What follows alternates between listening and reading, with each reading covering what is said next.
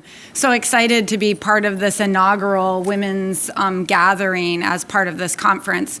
I think it's extremely important. We're at an extremely important juncture in society and in our industries, and so I'm very happy to be part of this. So I love the diversity of who I was able to talk to at my table, and certainly all of us speakers come from really different backgrounds, and that's very rare and unique. So I give kudos to the organizers of this event, because it's very hard to break out of our silos.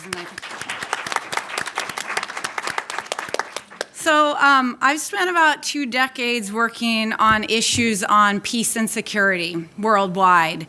And during the last 15 years, I've specifically focused on gender equality because it's such a key determinant of the future of humanity and the future of peace and security.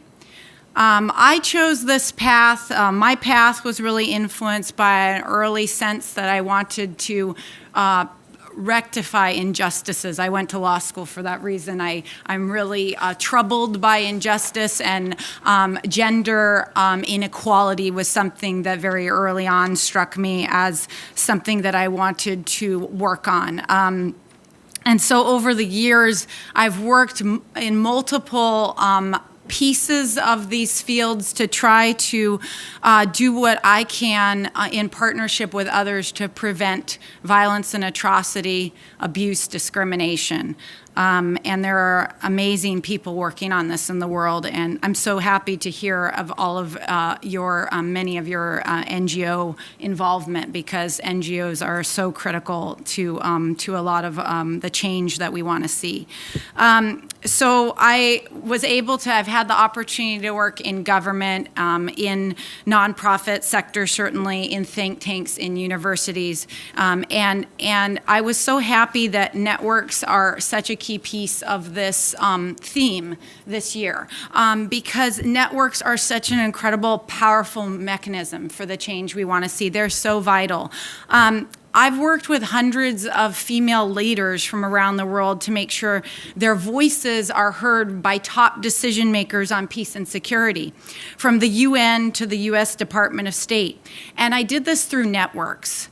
This is really the key. Networks of civil society organizations and peace activists around the world who are working on the ground, connecting them with each other, and connecting them with decision makers and powerful influencers. And because of the work not only by me, but many of my colleagues around the world in Washington, New York, etc., we were able to push the US government as a broader coalition and a network, a worldwide network for women's rights and peace and security. We were able to push the U.S. government to initiate the first ever U.S. action plan on women, peace, and security that requires our agencies working abroad to include women fully and to include gender perspectives. When the Trump administration came into office, we again leveraged our network, and we were able to actually get a bipartisan law. This is only, the United States is one of 2 countries in the world now that as of October 2017 has a law in place that requires our government to promote women's participation in peace and security worldwide and gender sensitivity. So this is huge. And it's all because of powerful networks of individuals working for change. I've also been privileged to work around the world with on networking and mentoring of emerging female leaders to support their full participation in peace and security, and facilitate partnerships with U.S. attorneys and activists around the world to protect the rights of women and girls. And please, if any of you are lawyers in the audience and are interested in some of this work, I work very closely with an organization based in the Bay Area of lawyers who are putting pro bono time into women's human rights. So I'd love to talk to you about that. So early on, I felt very passionate about gender equality, but it was only later that we really started started to see the evidence building for what gender equality really, the impact that it can make across sectors and in the world. So one piece of information that is a very powerful correlation is that when women have fewer rights and when they have fewer opportunities to do what you all are doing in the world, then countries have not only higher levels of violence inside, but are more prone to wars with other countries. It's a huge piece of evidence base that we now know. And of course, many of you already know that gender equality and prosperity are very closely linked. Organizations that have more women in leadership, organizations that have more women on boards, et cetera, have been found to be more profitable and innovative. So everywhere in the world, one commonality, despite all of our different cultures, languages, countries, backgrounds, is that women are on the front lines for peace and rights and opportunities. They're bridging divides. They are bringing communities together. They are putting on the table priorities for families and communities. They are standing up to intolerance, hate, and violence. Yet, they continue to be sidelined when it comes to formal processes, when it comes to institutions, when it comes to decision making, and they continue to be targeted for discrimination, sexual and gender-based violence, intimidation. Increasingly, they are experiencing a backlash globally with extremist forces. They are actually in danger. Women are not only on the front lines advocating for change, but they are getting killed for it in many places. So despite all this evidence that it really matters for our future, we still have tremendous resistance to it.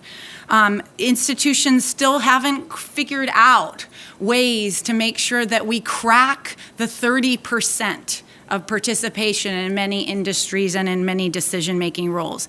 And as you all know, being entrepreneurs yourself, it is so much harder for women to raise the resources needed to reach their full potential. And that is not only true in your industries, but it's true of the civil society organizations and the NGOs that are working worldwide on other issues. They are resource starved. So out of the starting gate, we already have a disadvantage until that changes.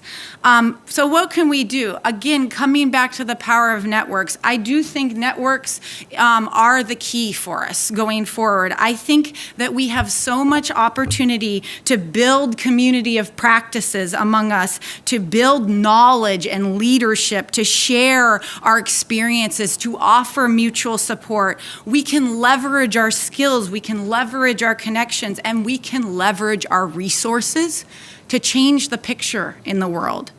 So I want to just briefly tell you a project that I did last year where I interviewed more than 70 men who are advocates and champions of gender equality in their work on peace and security. And when I interviewed these men, what was interesting is we wanted to see, especially in the current climate and when we are really attempting to get more men involved in gender equality, in the gender equality movement, what makes men really truly become champions? These men we interviewed were actually working on gender equality in their work in many difficult places in the world. And why do they choose to do that? And what was interesting is that this wasn't an HR issue. This wasn't a compliance issue. This wasn't a PR issue. To those that are truly champions of gender equality, it's a transformative issue for humankind. And the interviews over and over again brought this out.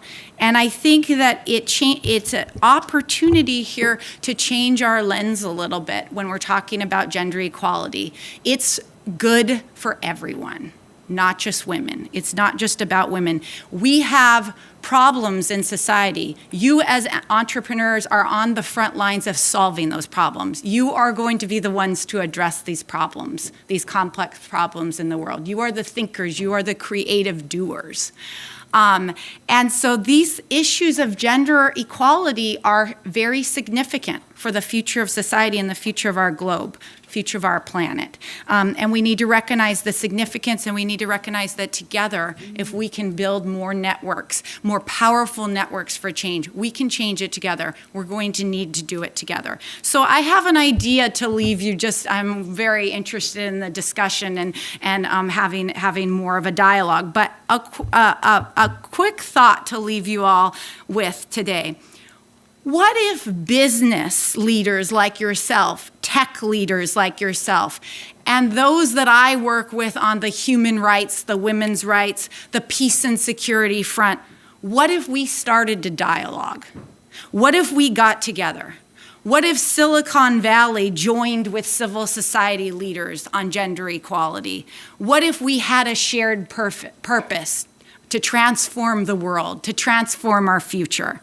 We have important lessons, we all do, from our sectors, from our personal experiences, from our personal backgrounds to share. We have good practices. We can benefit from these dialogues. We can benefit from these conversations across industries and sectors. So I ask you, as those who are changing the world day by day with your work, what do we want our future to look like? I think we have the power to make it happen. Thank you.